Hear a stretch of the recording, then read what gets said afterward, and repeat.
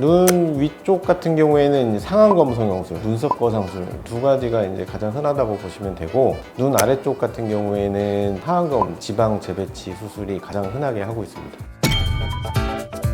안녕하세요. 목동에서 10년간 트로이 성형외과를 운영하고 있는 임영수라고 합니다.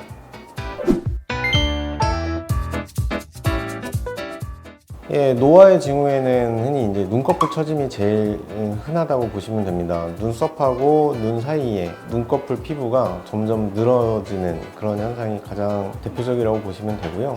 눈 아래쪽에 이제 지방이 불룩하게 밀고 나와서 골이 생기는, 그래서 아래쪽에 지방이 저도 약간 나타나기 시작하는데 이렇게 이제 골이 생기는 게 가장 중년의 특징이라고 보시면 됩니다.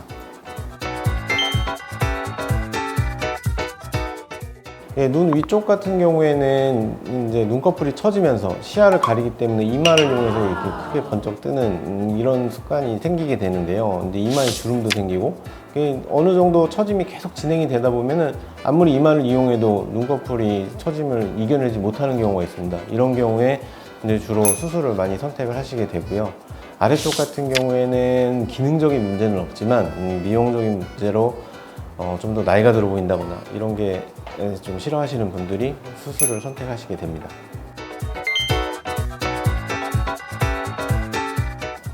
눈 위쪽 같은 경우에는 상안검 성형술, 그 다음에 눈썹 거상술 두 가지가 이제 가장 흔하다고 보시면 되고, 눈 아래쪽 같은 경우에는 지금 하안검 지방 재배치 수술이 가장 흔하게 하고 있습니다.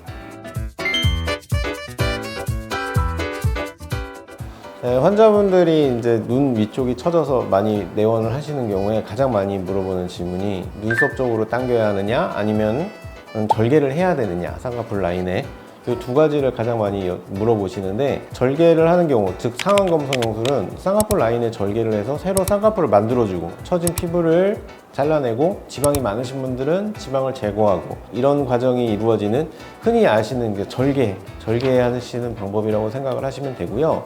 눈썹 거상술 같은 경우에는 눈썹 바로 아래에 절개를 해서 처진 피부를 잘라내고 당겨서 꼬매는 수술이라고 보시면 되는데, 쌍꺼풀 라인을 건드리지 않기 때문에 자기 쌍꺼풀이 있으신 분들은 그대로 자기 라인 그대로 가기 때문에 처진 것만 해결할 수 있는 방법이라고 생각하시면 됩니다.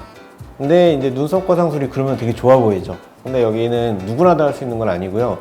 추천드리자면 원래 자기 쌍꺼풀이 선명하게 있으신 분들인데 너무 처져서 쌍꺼풀이 많이 얇아졌다, 그 다음에 이제 너무 호꺼풀처럼 보일 정도까지 처졌다, 이런 경우에 눈썹 거상술이 상당히 좋습니다. 대신에 눈썹 바로 아래 절개하기 때문에 일시적으로는 흉이 살짝 보일 수 있는데요. 보통은 한 달째까지 약간 붉다가 서너 달 거치면서 흐려지고 5, 6개월 지나면서 점점 사라진다고 보시면 됩니다. 눈 아래 같은 경우에 이제 환자분들이 가장 많이 호소하시는 부분은 이게 눈 밑에 지방이 불룩하게 나왔다는 점입니다. 근데 이걸 어떻게 해결해 줄까 하는 건데요. 근데 보통은 지금은 지방 제거라기보다는 지방 재배치 쪽으로 거의 수술 방법이 넘어갔다고 보시면 됩니다. 지방 재배치를 주로 많이 하게 되는데, 이 지방 재배치를 하는 방법은 크게 두 가지가 있습니다. 첫 번째, 이제 눈의 안쪽에 결막을 이용해서, 즉 바깥쪽 피부에 절개를 하지 않고 결막을 통해 들어가서 이 지방을 재배치해 주는 방법이 있고요. 장점은 회복이 빠르고 흉이 남지 않는다는 장점이 있는데, 단점은 다 가능한 건 아닙니다. 하지만 피부에 절개를 하지 않기 때문에 피부 늘어짐이 있거나 이런 경우에는 그거를 해결하지 못하기 때문에 젊은데도 눈 밑이 불룩하시거나 다크서클 있으신 분들한테 주로 추천드리고요. 나이가 있으신 분들은 눈 밑 아래에도 피부 처짐이 있기 때문에 이런 경우에는 아래쪽에 절개를 해서 처진 피부를 일부 제거하는 게 더 좋고요. 하안검 지방 재배치 수술법을 권해드리게 됩니다. 그동안 시청해주셔서 감사합니다. 트로이 성형외과 원장 임영수였습니다.